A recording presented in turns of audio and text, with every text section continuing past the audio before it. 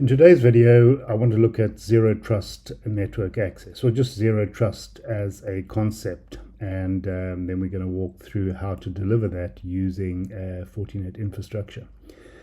Now, zero trust is increasingly coming at the forefront of any organization who is taking their security seriously, especially with the threat of AI accelerated attacks.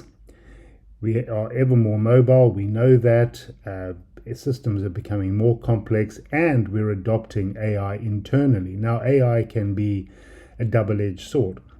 In fact, I would argue it is a double-edged sword. It can either be highly beneficial in certain ways, but we need to question beneficial to whom. So whilst it may be beneficial to the company itself in terms of automation, operational efficiency, and so forth, trust me, the hackers, it hasn't slipped them by that they can use it for their nefarious purposes as well. So, like any hacking campaign, the hackers aren't going to come in with the marching band and the dancing girls. They're going to be leveraging these tools to circumvent your security and to find their ways to your critical intellectual property, whatever that may be. So one way, and remember that there's no magic bullet in security, right? There's no single thing that is ever going to protect you. Security is about a layered model, all right? The more ditches, fences, barbed wire, cameras, whatever you've got between the bad guy and your internal asset, the safer you're going to be. But you're never ever going to be 100% safe.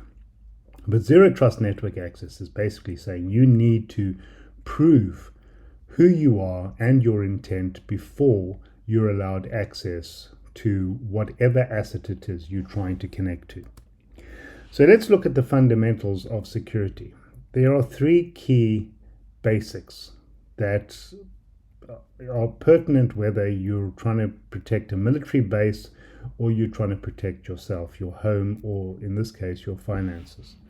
And those are something you have. So if we consider here that we've got a credit card, so you walk up to an ATM machine. So the something you have is the card itself, right? Then it's something you know. This would be the PIN code, all right? You chuck in your card and you put in your PIN code. Now, I'm not a big fan of RFID and contactless because that breaks the model, right? So yeah, I know that there are certain ATMs that you can simply go along and tap your RFID. Well, I would advise against that, but that's your personal choice. So, as I said, I would rather use the something I know, which is the PIN code. And finally, something you are. More modern ATMs in certain parts of the world are now giving you the option to do things like fingerprint or iris scanners or something. So for a hacker to get all three of these is very difficult, right? And that's why these form the fundamentals of security.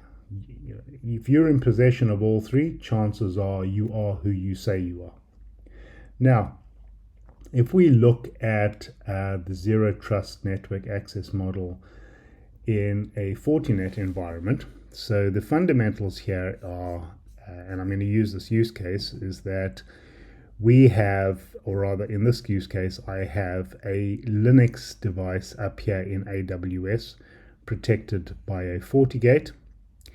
All right, and I've got a remote user who wants to connect to that FortiGate. So that the something the remote user has is their laptop. The something they know is their password. And the something that they are is what we're going to go through now. So in terms of our infrastructure, the fundamental basis is the FortiClient EMS service. It's actually the Fortinet Fabric, right, and how these components work together. But the EMS server delivers the something you have, the security posture verification and policy enforcement engine on that endpoint that encapsulates those three things. The something you have, which is your laptop, but with the FortiClient. The something you know, which is going to be your user and password, or even better yet is two-factor authentication. And the something you are, which is going to be the policies, all right, and the enforcement and security posture checks, as well as a session certificate, a point-in-time session certificate. Now, the FortiClient and the EMS server have a constant two-way communication channel. So the FortiClient EMS service pushes not only the security posture check methods, but also the security policies that define how this endpoint can operate when it's on the network. The client has a connection channel back to EMS server to inform the EMS server of how compliant this endpoint is at any point in time. The EMS server shares this with the FortiGate, not necessarily just one FortiGate, it can share it with all the FortiGates within your environment. But obviously, as far as this particular demo goes, we're looking at this one FortiGate that's acting as the gateway between the user and the asset that's being protected, in this case, this Linux server sitting in AWS. Now, if all the checks and balances match, the user will reach out to this server on a port. So we create a proxy session through this device, so the IP address of the external of this firewall and a port that you've assigned to this particular device. And we create a ZTNA rule, a policy on this firewall. The source is the dynamic object that represents this user and is sent to the firewall from the EMS server. And I'll demonstrate that when we get onto the platform. Now, if all the checks and balances meet, or match rather, then the user is granted access. And remember what I said, there's a session certificate that needs to exist on this device to further enforce the something you have, something you know, something you are, three-way handshake between the device and its assertion of security state. Now, remember what I said, that the client is constantly communicating with the EMS server. If at any point in time the security posture of this endpoint deviates, the FortiClient will inform the EMS server, which will then in turn inform the FortiGate to remove the dynamic object that's representing this particular user from this policy. And this user, and only this user, will then have his rights revoked, and he or she will no longer be able to get to that protected asset. So let's have a look at how we go about building this. So there's three key components, is the FortiGate, the EMS server, and the FortiClient. But we're going to start off with the FortiGate and the EMS. We need to establish that communication channel between EMS and the FortiGate. And we do that via the Fabric connectors. And we can see here that I have got this relationship between the FortiGate and the EMS server. So if I go in there, you can see that I've given the IP address. Now, you can see this is an RFC 1918 based address, and that's because this FortiGate sitting in AWS in the UK here has got an IPsec tunnel reaching back to my data center, all right? And in the data center resides the FortiEMS server. And we can see there that it's connected.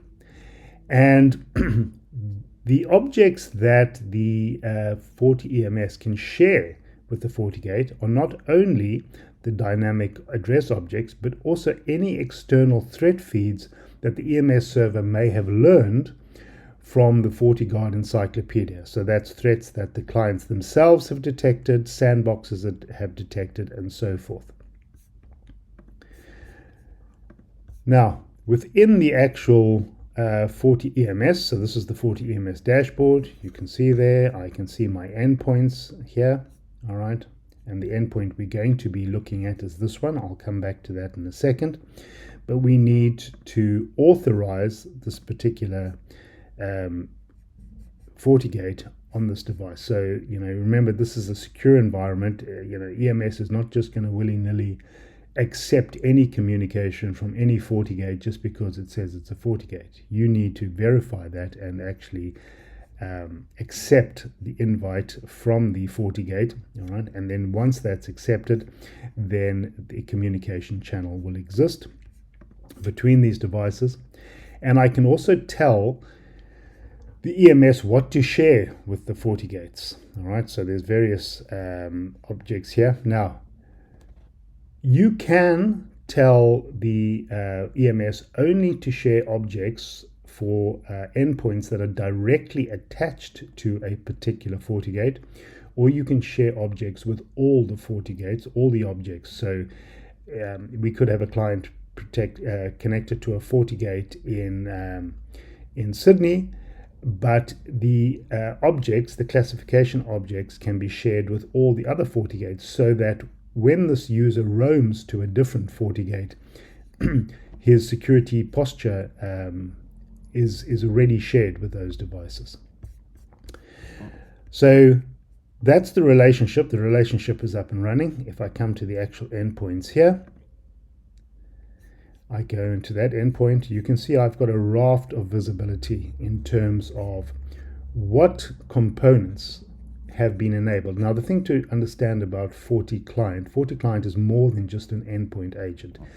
It's more akin to a next generation firewall for the endpoint.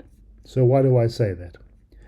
These are all the capabilities that you can enable on a FortiClient. So if I come into the firewall section here, for example, we have all the exact same categories and all the exact same application signatures on FortiClient that exist on a FortiGate firewall itself. Now, ask yourself what separates a traditional layer 3, layer 4 firewall from a next generation firewall.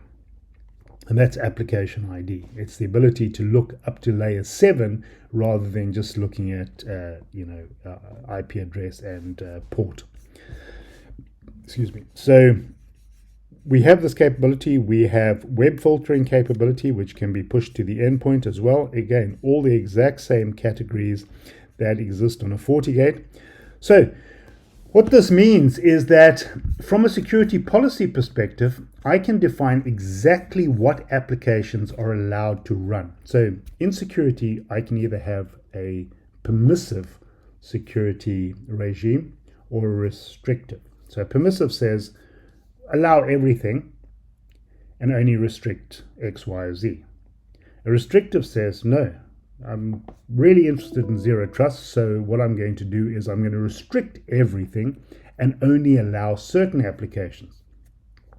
The benefit of that is that, let's say that there's a 0-day that manages to get on that machine, all right, via some other method, maybe a USB or whatever, although we can block external devices on FortiClient as well. But let's say, for example, there is another application on there.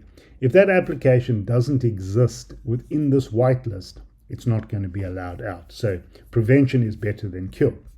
Same with web filtering. If I can stop your users connecting to a rogue server somewhere out in the outside world, well, then they can't connect to it, they can't download any malicious code from that, and thereby we protect the organization. So as I said, I'm not going to go through all these features, but just think outside the box here. Think beyond FortiClient simply being an endpoint agent running a little bit of antivirus and doing ZTNA, right? As I said here, it's multifaceted in terms of its capability. But going into that is beyond the scope of this particular video. So the next thing we need to do is we need to create tags that define the security posture tags. So the other stuff I showed you there in terms of those layer 7 features are the security policies. But the security posture says, how do I define whether or not this endpoint is compliant with my security posture or not? Right. So here I've got one called secure, and for the purposes of the demo, I've just made it very simple. I've said that the FortiClient version has to be above a certain level.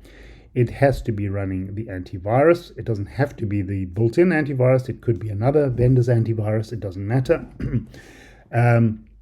Because you can switch on these features, switch on and off as you wish. It has to be running a particular version of operating system. And here I've said, in terms of running process, it should not be running notepad.exe. Now, if all of those work, you see here's my logic, 1 and 2 and 3 and 4. If all of those are in place, well then that device is deemed to be compliant. And I can click along here and I can look at my security compliances, and I can see my son's machine is compliant, and I can see that this particular machine here is non-compliant. And I've also got an insecure device here. So it's saying here that my son's other machine is insecure. I need to look at that and see why it's not happy with that. But here, so the reason they both got the same IP address is he's got a NAT gateway in his room, because he's got his own little network in his room. Don't ask. All right, this is what teenagers do. But the important thing is that I am ensuring that he is compliant before he's allowed onto my network. Now, so coming back to this particular one, we're looking at this machine here, this Fortinet machine, and I can see at the moment it is compliant. So let's go across here. If I look here, I can see, if I click on the FortiClient, I can see the secure tag here. All right. And I can see all these other capabilities that are have been pushed to this device. So sandbox detection integration, the application firewall, what's allowed in, what's allowed out, or what's not allowed. You can see Tor and botnets all blocked here. Okay. And I can see the communication channel between this client and the EMS server. And you can see there's a countdown. Now you can change the frequency here. By default, it's 60 seconds. I think I've set mine to 30 seconds here, but you can change that to be as aggressive or not aggressive as you so desire. All right. Now, obviously, this machine is on the same network as the EMS server, but it doesn't matter. The EMS can be anywhere in the world. So long as the client can reach out to it, we have this communication channel. So what I'm going to do first is I'm just going to switch on one of those features. So you see URL filtering or web filtering is not enabled. So let's just go along here and come to the relevant profile, and let's switch that on. And we say save that. Now if I come along here, all right, just see whether or not I caught, oh there we go, caught the synchronization window, and you can see now web filtering is now enabled on this device. Simple as that, right? So at the moment, this device is secure because Notepad is not running, the antivirus is up to date, the malware protection is there, it's on, and everything is compliant.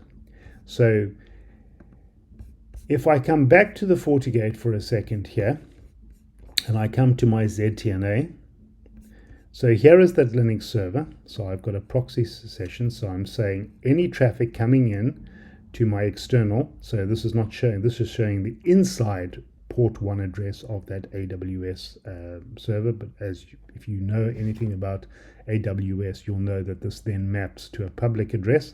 All right.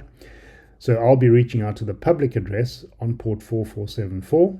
That's going to hit the external IP address, and it's going to have an HTTP mapping to that internal server. Here are my security posture tags that are being received by the FortiGate from EMS. All right, so here are all the external threat feeds. So this is all the stuff that I can use, and this is very dynamic. So EMS is getting this from FortiGuard Encyclopedia, and it'll allow me to create a dynamic rule object that will be able to consume these and then protect internal resources from any of the FortiGuard Encyclopedia outbreaks. But here I've got the actual security posture tags coming from the client, and you can see here I've got one compliant client at the moment, which is that device. All right. So if I look at my firewall policy, Here is this policy here. Okay, so there is my ZTNA policy. You can see I've chosen ZTNA in my incoming address, incoming port rather. The user group, I've just put my own. I've using a local user ID, but this could be Active Directory. It can be Radius. It doesn't matter. We support TACACS. We support all the well-known authentication schemes. All right, and then I've said here that in addition to any source with the correct username and password, the security tag must be in place. And I've said here it can only be the tag secure to then provide access to this particular server.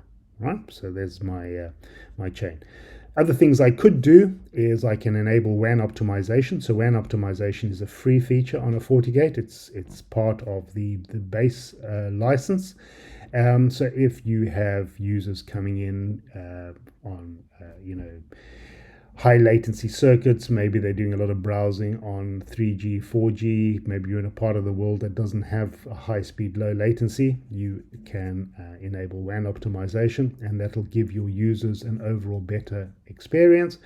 And I can also turn on other layer 7 services on this policy, okay, to match and mirror what's on the client. So just doing something on one place, yes, that is better than having no security, but you really want, remember what I said about layered security, you want belts and braces, so it makes sense to do that here as well.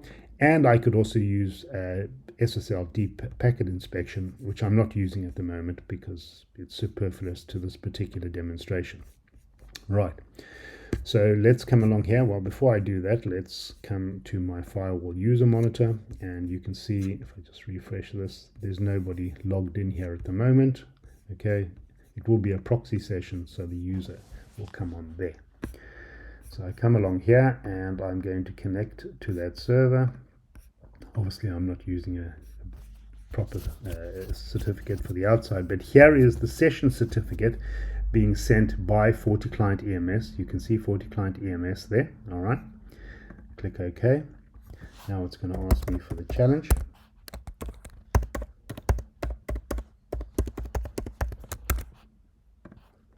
And there I'm allowed onto that server. Okay, so let's come back here and refresh that. And there I am. I'm connected. This is the outside IP address of my server in my lab. All right, you can see it's explicit proxy, and it has now connected securely to that device because it was compliant. Okay, so what I'm going to do now is I'm going to kill this session. Okay, so let me just open a new tab there, kill that. And by the way, you see here that FortiClient has given me a running commentary of what vulnerabilities it has found on my device. So we've got vulnerability scan assessment here, and I can go on and I can see what vulnerabilities I have. It's even telling me that my FortiClient is out of date. All right, and then I can either, if the has the capability to do a auto remediation, it can do that. In this case, it's asking me to do a manual install. Now you can create policies around this. This can also be part of your security posture. You can say that if it's got vulnerabilities above a certain criticality level, then don't allow it, put it into the insecure category. Okay, so I've disconnected there. I'm going to de-authenticate that, and I'm now going to open up Notepad.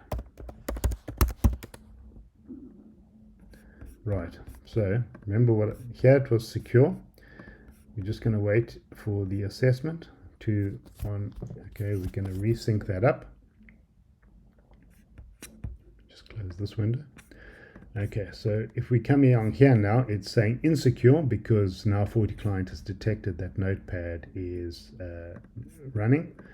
And let's go do that login, and there you go. Straight away, access is denied because I am no longer compliant. Okay, and if I come back to the FortiGate here and I go to my ZTNA, my security posture tags, you can see, let me just refresh this.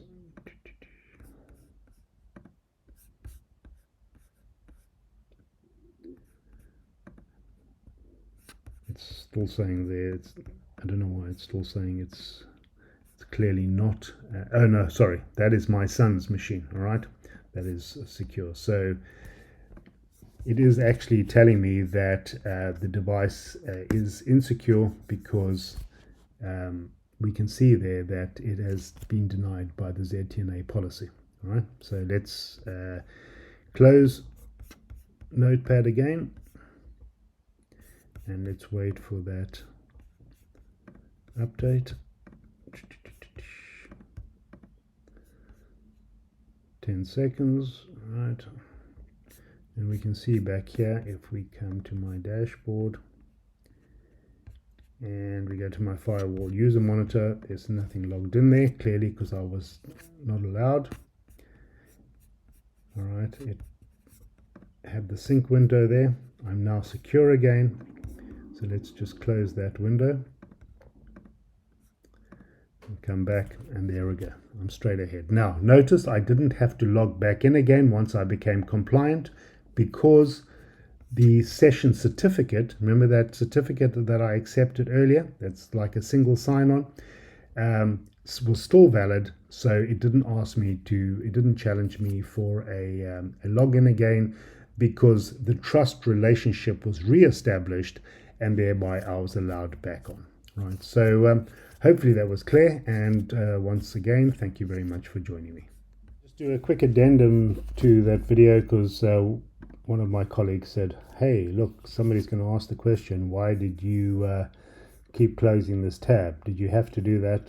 No, I didn't. I just chose to. All right, so let's go through that step by step.